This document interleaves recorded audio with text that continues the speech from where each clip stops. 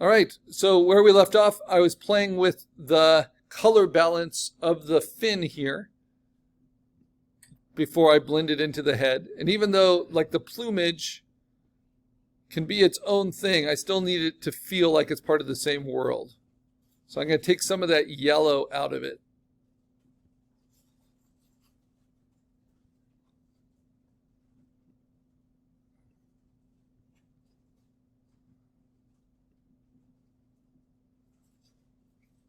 Now what color balance does not do is help you adjust the, what is it called? The intensity of the color, the saturation of the color. But I can do that next with hue saturation. So first I played with levels and I got it to here, and then I played with color balance and that helped a lot. But now I need it not to be quite so vibrant. So I go to hue saturation and I'm going to take, first of all, I'll play with the hue slider, like for the spectrum of color. And I think I like it a little bit on that side. And then I'm going to play with the saturation, take that down a little bit. It's not quite so colorful. Okay, now I've gone through levels, color balance, and hue saturation, the 3 direct adjustments. And now I can start blending it in. And in this case, it looks like it's from that eyeball right there that I need to start blending. So first I use my eraser at 100% opacity, soft edged, 0% hardness, right? And I get rid of that hard edge. This is just for the eye. See that hard edge there, softening it out, softening it out, softening it out.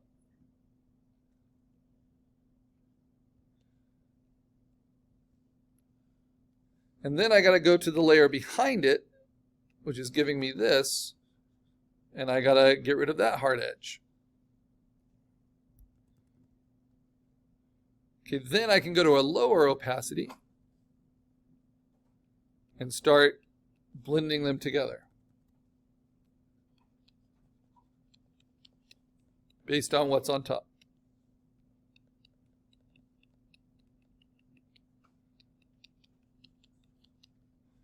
And you can see that that helps blend the shadows, blend the edges until it's more believable.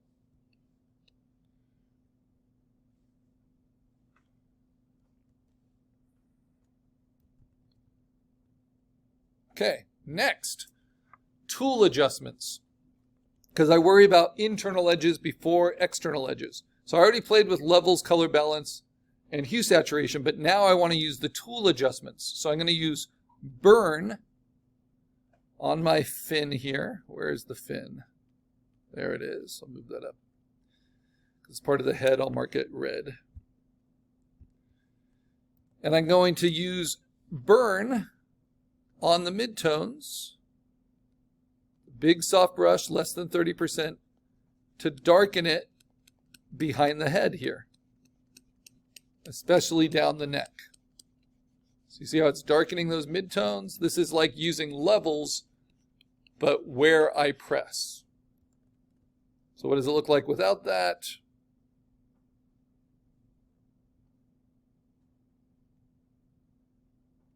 Like that. So the burn helps a lot. I tend to overdo it, so maybe I'll take it back a little bit. Like about to there. Okay, next, is there anything else I want to burn? Well, what about this eye here? I'm going to burn the midtones around its edges so it feels more like it's set in and part of that musculature, especially around the beak, which is pretty dark. And then I can take the head itself and I can burn that a little bit so that the eye seems to have a little bit more presence. So burning is just darkening the levels where you use the tool. Okay, next. So that makes a big difference. Next I'm going to dodge, and dodge is brightening, just like we do with levels. So I'm going to do it to the fin, and I'm going to brighten it at the top of the fin to kind of go with the way the beak is catching light. And then I'm going to do it to the top of the eye.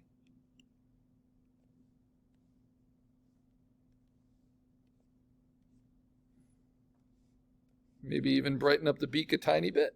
Right. Okay. So now with dodge and burn, I've kind of made it work. Now here's a really interesting one. Before I trim out the outside edge, you see how because the fishtail is transparent, there's a lot of color at the edges that I don't want. So under dodge and burn is one called sponge, and this is like hue saturation as a tool adjustment. And I'm going to use it to desaturate, to take the color out at the edges of this fin. So it just goes to kind of grayscale.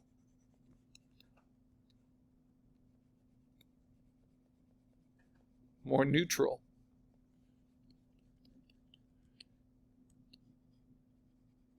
And then I'm going to use my magic wand. And I'm going to, with contiguous, am I on the right layer? Let's see. Nope. Now I'm on the right layer.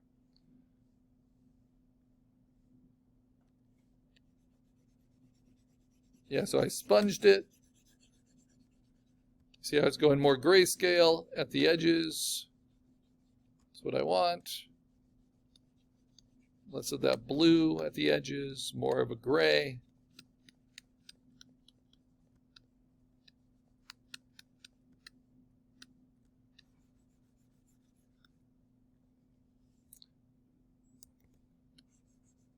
Let me pause. So now to trim this out, I'm going to use my magic wand with contiguous turned on, and I'm going to select all the black that is around the fin, hold down shift. I'll maybe even open it up to 32.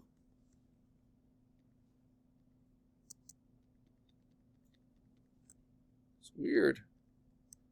Why it's having trouble selecting it. Oh, I put it to 2 instead of 32. That's why. Yeah, be mindful of your settings. They matter. And because it's contiguous, it's not going to accidentally cut into the inside at all. But I'm trying to get all those little shapes so it doesn't have a black halo around it. And now to soften it, I go to select and mask. It remembers my settings where I had set the radius to 3 pixels, the feather to like 1.5 pixels, about 30% shift. And then I hit delete, and it will soften it out for me. So now I've trimmed that out, and I think that's my last element. All right, my sketch is still there. I just put a gray layer on top of it. And now this fulfills the desires of my sketch. And then are there any other areas I want to use dodge and burn? Maybe on the shoulder here I'm going to use dodge just to brighten up the highlight on this shoulder.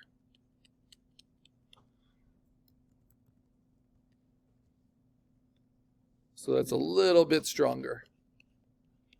The light spilling on the back. There we go. And then maybe on the neck.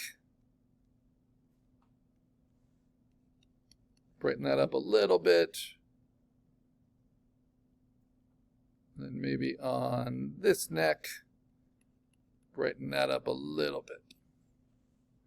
Okay, at this stage, this is where it gets kind of interesting. So I'm going to save my work. Everything's on its own layer. It's made of 1, 2, 3, 4, 5, 6, 7, 8 components.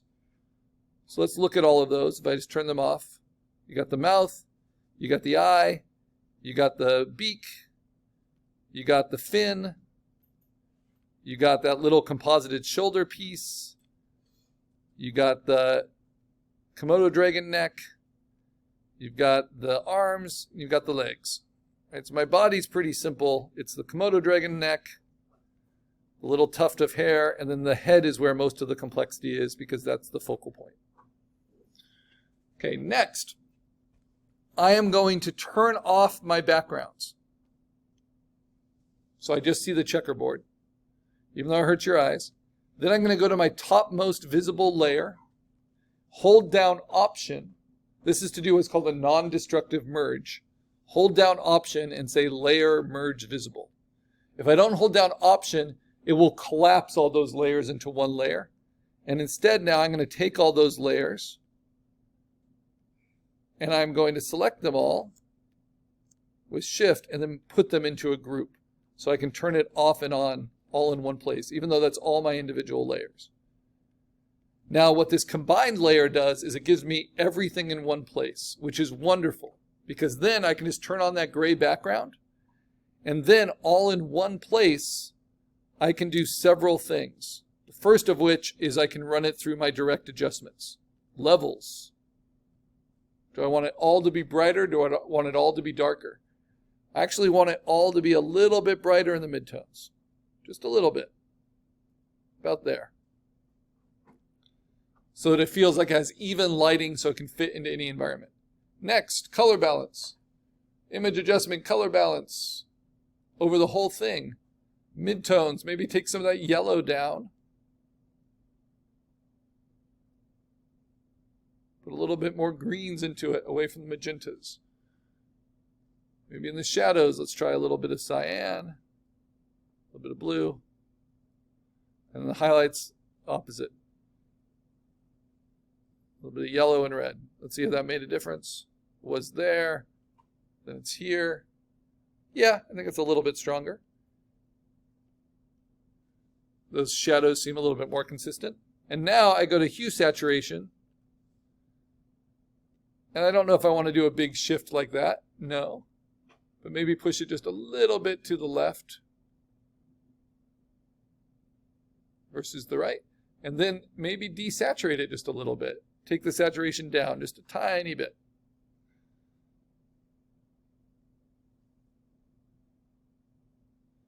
So once you do a merge layer, you can kind of put those direct adjustments over the whole thing. And that can help a lot. The other thing I can do now is I can duplicate it, Command J, and then I can play with puppet warping it. Because it's a clean cutout now. So I say Edit, Puppet Warp, which is above Free Transform. I can pin the legs, pin the hands, and then I can move the head if I want to, and fix the pose a little bit with Puppet Warp.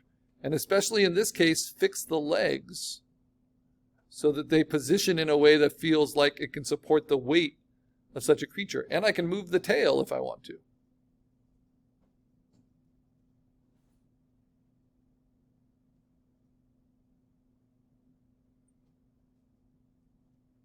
Can even close the mouth a little bit.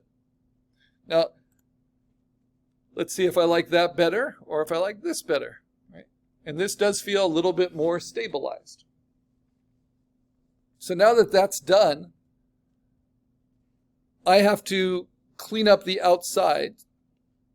And one way I can do that is use Magic Wand, select the empty space on the outside with Contiguous, then go to Select and Mask to soften it just a little bit, and then just hit Delete a couple times, and that will clean up any kind of little pixel debris I might have. So now this is my real character cut out. It's my kind of hero layer. So I mark it green. And it's almost finished, but it's not quite finished because when I zoom in and I look at it closely, there's like pieces of grass right there. And the transitions between here and here are a little bit too abrupt. And maybe I want a little bit more of the fur on the chest to show. So we're going to use a new tool, and it's called Clone Stamp. And it's like copying and pasting with a paintbrush, like internal compositing with a tool.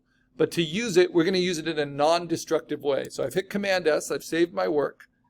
Now I'm going to make a new layer on top. I'm going to label this layer Clone Stamp because it's a tool we need to know how to use, and it's a new tool. I'm going to mark it red because it's important to understand what you're doing. So right now that's just an empty new layer on top called Clone Stamp.